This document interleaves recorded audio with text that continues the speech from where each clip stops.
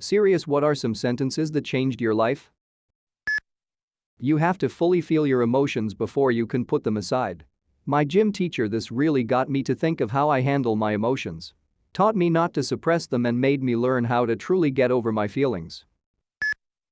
The date was fine, but the whole time we were out I was thinking that I'd rather be with you, and I'd like to explore that. Would you like to go out on a date with me? Said by one of my best friends over 10 years ago. We're coming up on our 9th wedding anniversary this month.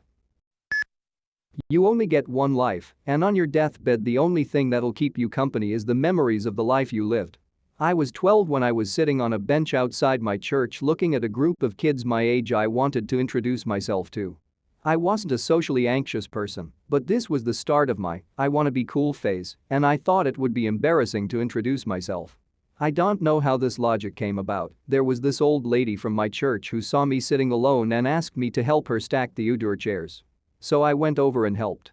She asked me if the kids were my friends. I said no. She asked why I was staring then. I just said I dunno. Because I was embarrassed about the reason. She went quiet a moment then said that sentence. Normally when adults would tell me advice it would go in one out the other. But this clicked for me. This one sentence kept me up so many nights because it finally just clicked. If you did that, I think I'd have to eat a bullet myself so you wouldn't have to go through it alone, said by my dad when he found out I was struggling with suicidal thoughts. Before that I didn't really think he cared about me all that much. People come into your life for a reason, a season and a lifetime. A drunk club girl told me that in a parking lot of a supermarket 8 years ago, and it stuck with me. I'm sorry but we can't find the heartbeat. Those 8 words have been in my head every day since November the 11th last year when me and my wife went for a regular 32-week scan, so find that our son had passed away without our knowledge. We have slowly been putting our life together since, and with my wife being pregnant, now those words are still in my mind every time we go for a scan. Everyone's drunk on something no matter what, who, or how it is, everyone needs that something to attach to keep moving forward. Never half-ass 2 things. Whole-ass one thing. Ron Swanson. I have this printed on a coffee mug. It helps remind me that sometimes it's better to say no to things and direct all my energy into a smaller number of projects. If you keep doing what you're doing, you'll keep getting what you're getting. Be the kind of person who doesn't need second chances from the woman that I fucked up my only chance with. Don't break your back for someone who doesn't care about the pain it'll cause you. You can do everything right and still lose. Why's Dad here? My brother asked me this when we were looking for our mom to pick us up after school. Sure enough, my dad was waiting for us by his car and waving us over. Turns out my mom had been in a pretty serious car accident. She survived and recovered quickly, but it never occurred to me until then that anything like that could happen to my loved ones.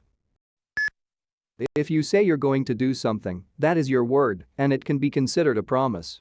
Not doing said thing means you lied. Blew my mind when I was 10-ish and tried to argue, but I didn't promise when accused of lying cause I didn't keep my word. It changed my perception of honesty and has definitely made me a better, more honest person. This wasn't your fault, nothing would have changed the outcome. Backstory: my mum had passed away in 2006. I looked after her during her illness and always called the ambulance when she got bad.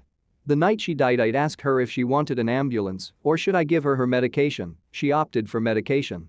I carried around so much guilt for not calling the ambulance sooner, convinced that if I had she could have been saved.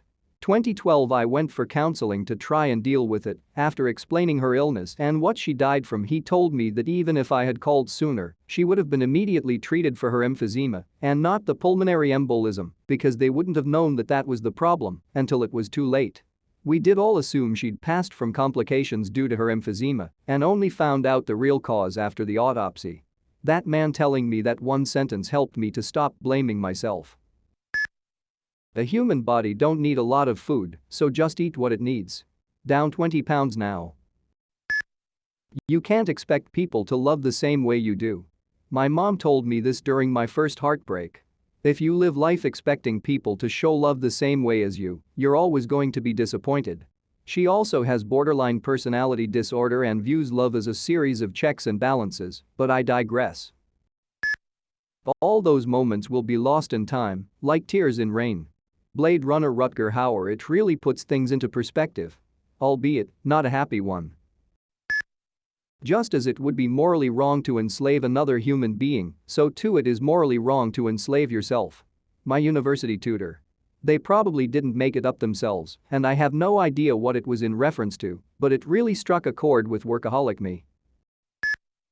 There are many dead rabbits that lay by the side of the road who are only there because they were unable to make a decision. It doesn't get easier, you get better.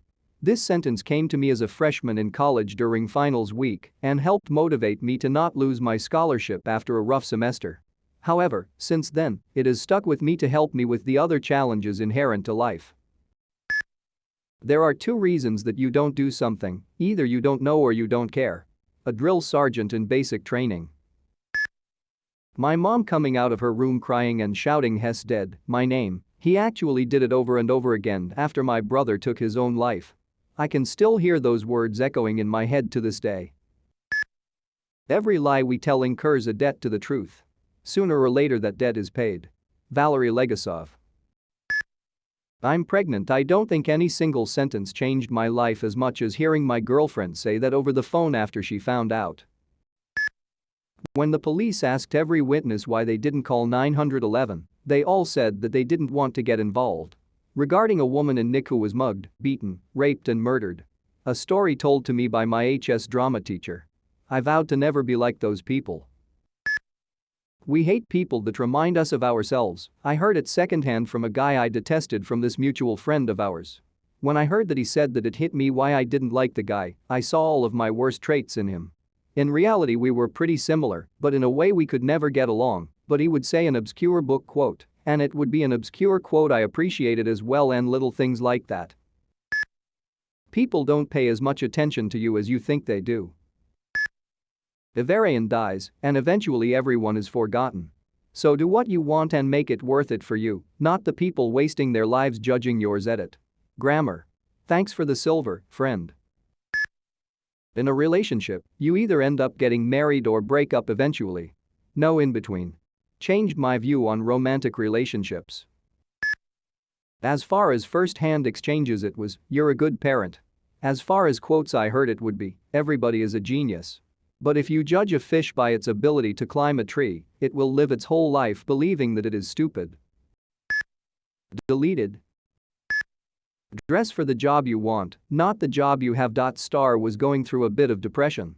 I'd show up to work super casual, which was acceptable but looked down upon, as everyone else dresses at least semi-formally. I started to think of this when I told myself I wanted to get out of my depression. I bought nice clothes for myself and felt amazing. You have more to learn than to teach. Practice doesn't make perfect, perfect practice makes perfect. Thank you, 8th grade band teacher. Rest in peace. There is a crack in everything, that's where the light gets in. Leonard Cohen. I've been struggling a lot with mental illness, and I try to see my cracks as little treasures as much as I can.